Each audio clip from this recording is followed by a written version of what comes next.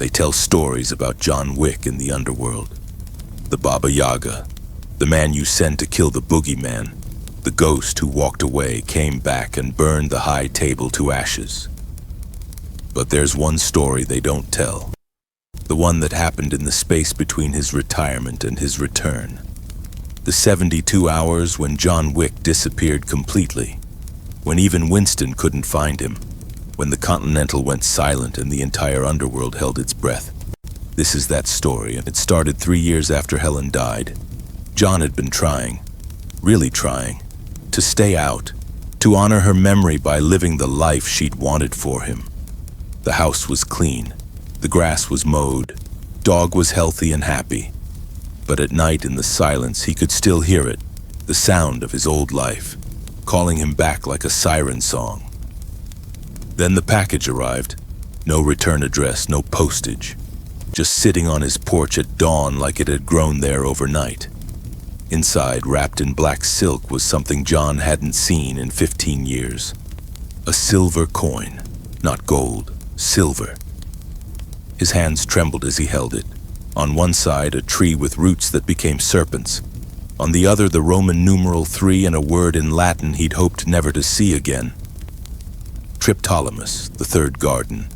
Beneath the coin was a note, handwritten, elegant, in a script John recognized immediately because he'd seen it on his wedding invitation.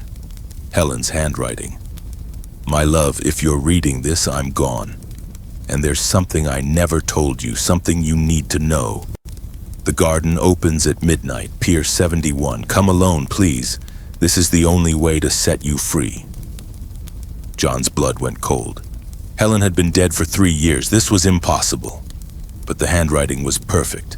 Every loop, every curve, exactly as she wrote. Someone was playing a game, a dangerous game, and John Wick was about to show them why that was a mistake.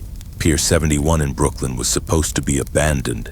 City condemned it after a fire in 2009. But when John arrived at 11:55, he found it alive with dark purpose.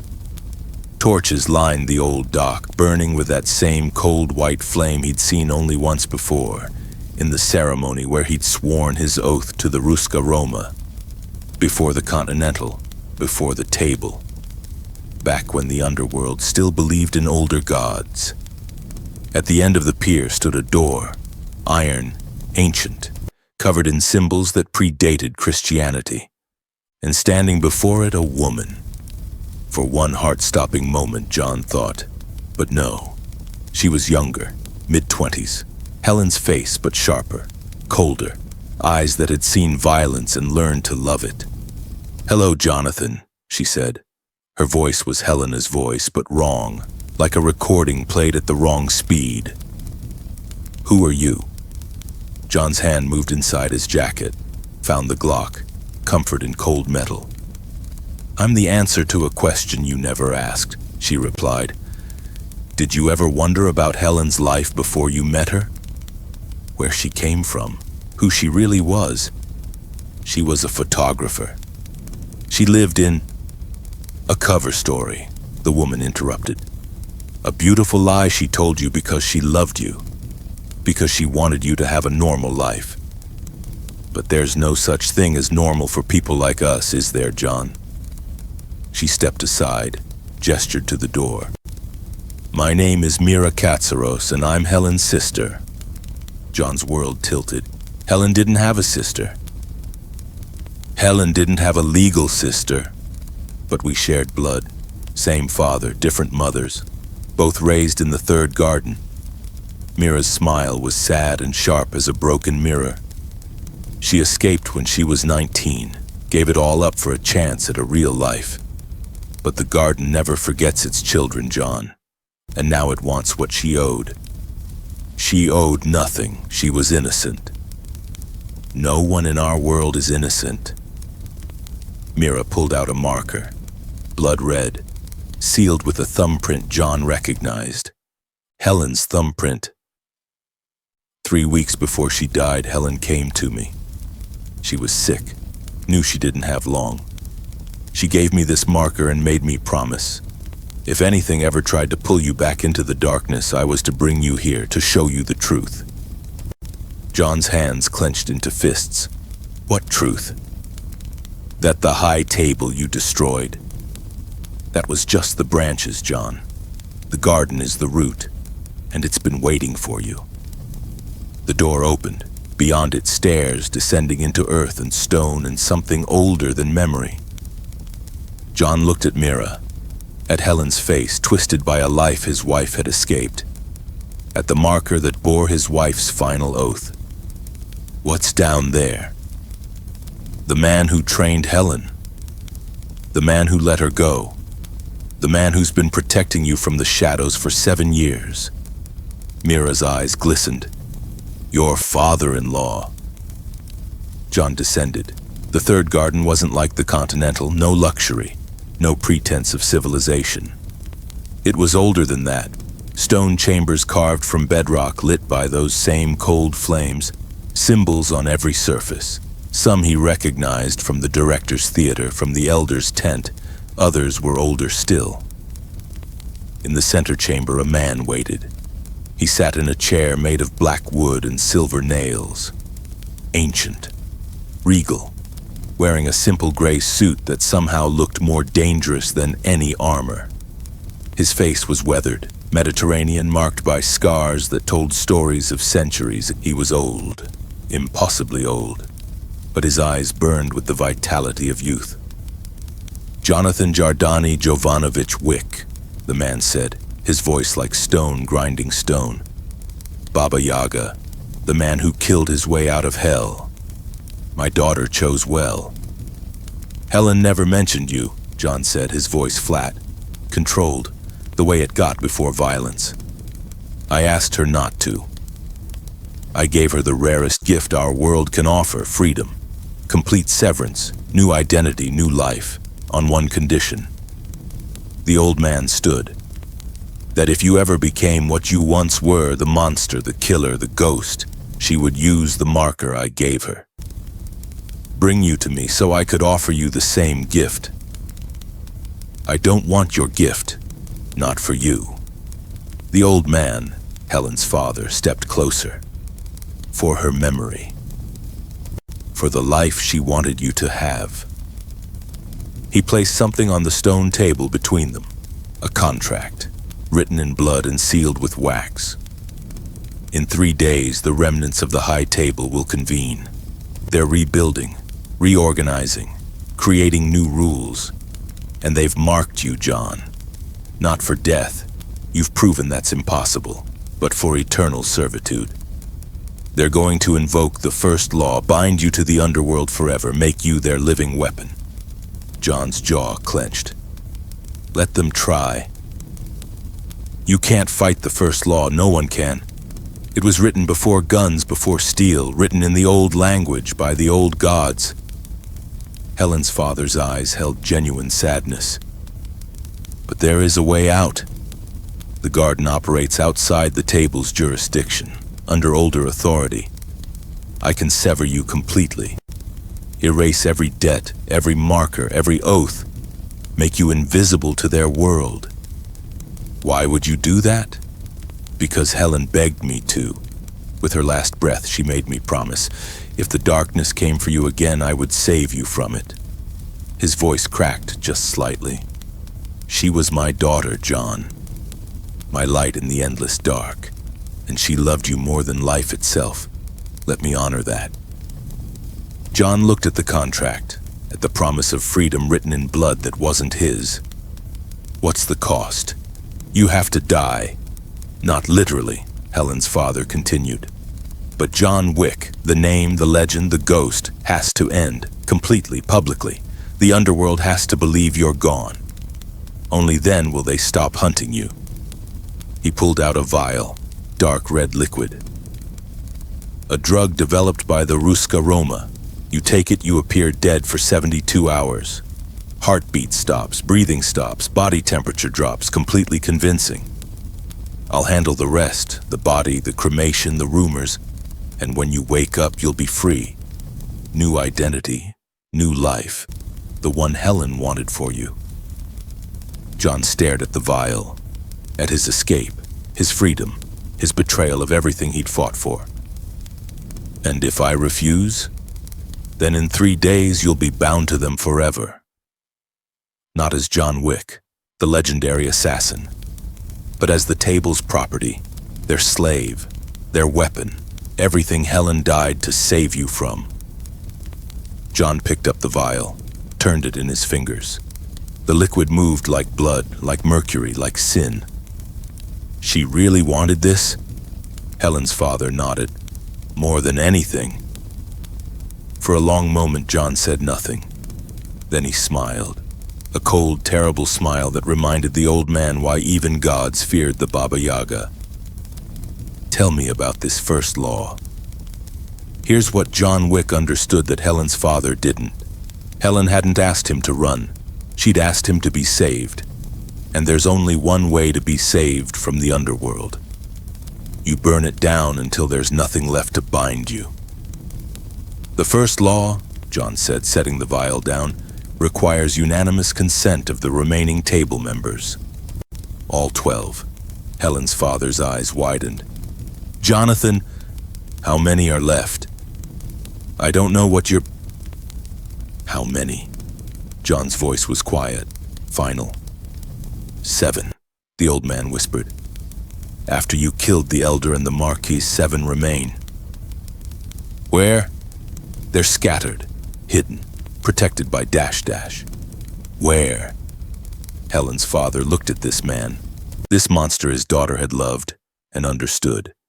There was no saving John Wick, because John Wick didn't want to be saved, he wanted to be free. And there was only one language he spoke fluently enough to negotiate that freedom. Violence. There's a gathering, he said quietly. In 72 hours, Rome, the old Colosseum. They're meeting to reconstitute the table, to create new rules, new order. Then that's where I'll be. You can't kill them all, Jonathan. Even you. John walked to the door, stopped, looked back. Helen loved me because she thought I could change, thought I could be something other than what I am. His voice was soft, gentle, filled with a sadness deeper than any grave. But she was wrong.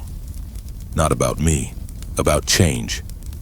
You don't change by running from what you are, you change by accepting it, mastering it, and using it to protect the people you love. He pulled his Glock, checked the magazine, loaded a round into the chamber. I couldn't save Helen, but I can honor her memory, and she wanted me free, so I'll free myself the only way I know how. Sound of gun cocking, footsteps echoing. Helen's father watched him go, then looked at Mira, who'd been standing in the shadows the whole time. Follow him, he commanded. Father, he's going to... I know what he's going to do. That's why you need to be there, to witness it, to tell the story. The old man's eyes were ancient and sad. Helen chose a monster, but sometimes monsters are the only things that can kill gods. 72 hours later, Rome. The Colosseum at midnight looks like a mouthful of broken teeth. Ancient, hungry, patient. John Wick walked through its corridors like a ghost, except ghosts don't carry 2 Glocks, a Benelli M4, and enough ammunition to start a small war. The high table had gathered in the center of the arena. 7 members, each with their personal guards, their elite assassins, their supernatural protections. 43 people in total, against 1 man. Mira watched from the shadows as John stepped into the firelight. The table members looked up, saw him, and despite their power, despite their guards, despite everything, they were afraid, because they understood what John's presence meant. This wasn't an assassination, this was an execution. Jonathan Wick, the eldest member spoke, her voice echoing off ancient stone. You dare come before... John shot her between the eyes. What happened next wasn't a fight. It was a symphony of violence. John moved like water, like smoke, like inevitability itself. Every shot found its mark. Every movement flowed into the next.